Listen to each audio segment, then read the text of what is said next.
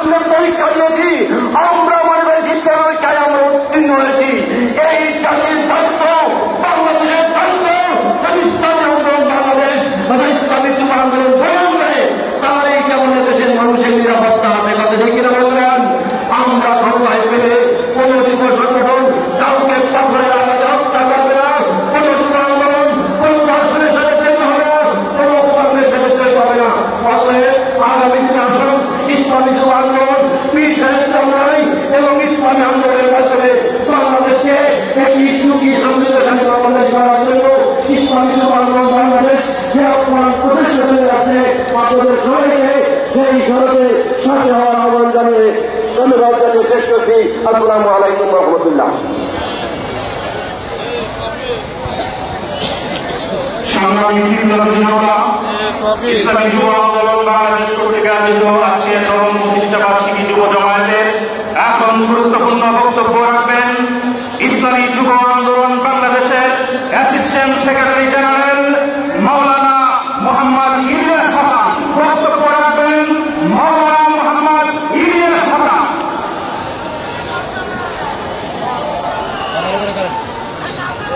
সংগ্রামী সহায়তা আন্দোলন, আমরা গত জুলাইয়ে দেখেছি, গত জুলাইয়ের ইসলামী যুব আন্দোলন বাংলাদেশের কেন্দ্রীয় প্রতিষ্ঠা বার্ষিকী সহ বাংলাদেশের বিভিন্ন প্রতিষ্ঠা বার্ষিকীগুলো জুলাই বিপ্লবের নিউক্লিয়াস হিসাবে কাজ করেছে ঠিক কিনা বন্ধুগণ। গত প্রতিষ্ঠা বার্ষিকী থেকে আমাদের মুহতারাম আমির এই পতিত স্বৈরাচারকে ব্রিটিশকে ভারতের যে ঘোষণা দিয়েছেন সেই ঘোষণা কার্যকর হয়েছে 5ই আগস্ট। 1 বছর যেতে না যেতে আমরা আবার দেখছি সেই পতিত স্বৈরাচার আবার নতুন করে মাথা গজিয়ে উঠছে। আমরা দেখতে পাচ্ছি সেই পতিত স্বৈরাচারের সাথে আবার নব্য স্বৈরাচারও মাথা চাড়া দিয়ে উঠছে। আমরা আজকে ইসলামী যুব আন্দোলন বাংলাদেশের এই প্রতিষ্ঠা বার্ষিকী যুব জমায়েত থেকে স্পষ্ট ভাষায় বলতে চাই, যারা 24-এর যারা বিপ্লবের ছাত্র জনতার ভাষা বুঝতে ব্যর্থ হয়েছে তাদের আস্থায় বাংলাদেশে থাকতে পারে না। সংগ্রামী সহযোদ্ধা বন্ধুগণ, বাংলাদেশের ইসলামী রাজনীতির জীবনধারার পীর সাহেব চরমনাই যখন চাঁদাবাজদের বিরুদ্ধে কথা বলেছেন, তিনি যখন আফগানি ফ্যাসিস্টের বিরুদ্ধে কথা বলেছেন, আমরা খুব ভারাক্রান্ত হৃদয় দেখেছি। কিছু ভাইরা, সেই কথিত কিছু দলের ভাইরা, তারা পীর সাহেব চরমনাইকে নিয়ে অযাচিত মন্তব্য করেছে, এমন কিছু মন্তব্য তারা করেছে যেই মন্তব্যে এদেশের কোটি জনতার হৃদয় রক্ত করা হয়েছে ঠিক কিনা বন্ধুগণ। আমরা শুনেছি তাদের প্রোগ্রাম থেকে তারা বলেছে পীর সাহেব চরমনাই জিহ্বা নাকি তারা টেনে ফিরে ফেলবে। আজকের এই প্রোগ্রাম থেকে আমরা তাদেরকে হুঁশিয়ারি করতে চাই, তোমাদের হাতে হারামের স্পষ্ট আছে, কিন্তু আমাদের এই হাতে হারামের স্পষ্ট নেই। অতএব সরকার যদি পীর সাহেব চরমনাইকে নিয়ে কুরুক্তিমূলক কথা বলতে চাও তাহলে তোমাদের চিৎপাকেও আমরা ছেড়ে দেব না ঠিক করে বন্ধুগণ। সংগ্রামী সমাবেশ, আজকে আমরা দেখেছি সারা বাংলাদেশের কি অবস্থা। দেশে যখন উৎপাদনের কথা বলছে, দেশ যখন উন্নয়নের কথা বলছে, আগামীর বাংলাদেশ যখন এদেশের মানুষের প্রতিটা মানুষের ভোটাধিকার নিশ্চিতের জন্য আগামী পিয়ার নির্বাচনের কথা বলেছেন, তখন একদল বলে তারা নাকি পিয়ার বুঝে না। আমরা বলবো আপনারা যেই 2 বিভাগের হিসাব নিয়ে এই প্রতিষ্ঠানে রাজনীতি করতে এসেছেন, আপনারা পিয়ার বোঝারও কথা না ঠিক কিনা বন্ধুগণ। অতএব এই সেকালের দল যারা রয়েছে তারা এই তরুণদের ভাষা বুঝে নয়, তাদেরকে এদেশের ক্ষমতার বক্তব্য মানুষ দেখতে চায় না।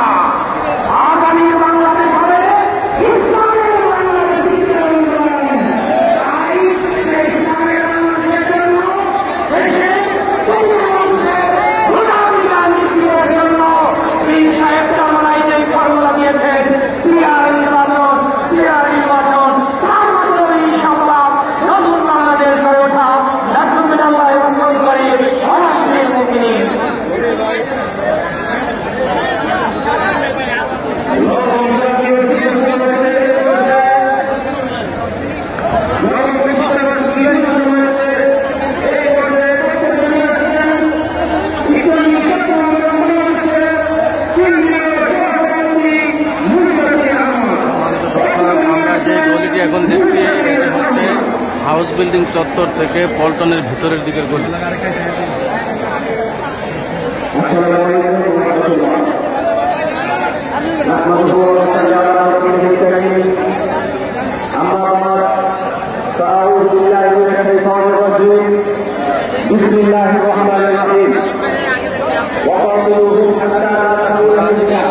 দর্শক আপনারা দেখতে পারেন এই যে এটা হচ্ছে পল্টন মোড়।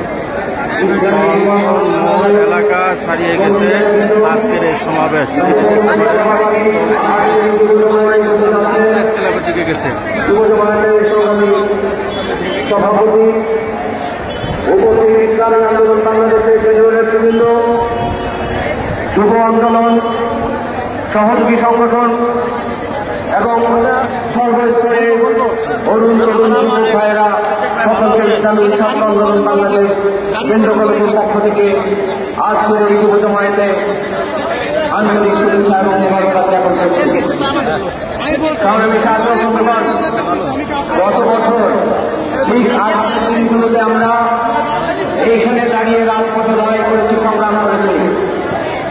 আমাদের মিছিল তারা হত্যা করার উদ্দেশ্যে এখানে বোম ছুড়েছে, টিয়ারশেল ছুড়েছে, গ্রেনেড ছুড়েছে। আমাদের ভাইয়েরা, শত শত ভাইয়েরা এই রাজপথে সেখানে দাঁড়িয়ে আহত হয়েছে।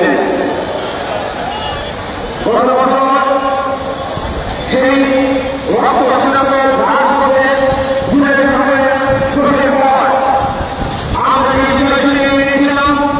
আমাদের প্রত্যাশা ছিল যে নতুন বাংলাদেশ আমরা পাবো, স্বৈরাচার মুক্ত এই বাংলাদেশ হবে গণমানুষের বাংলাদেশ। এখানে মানুষ তারা তাদের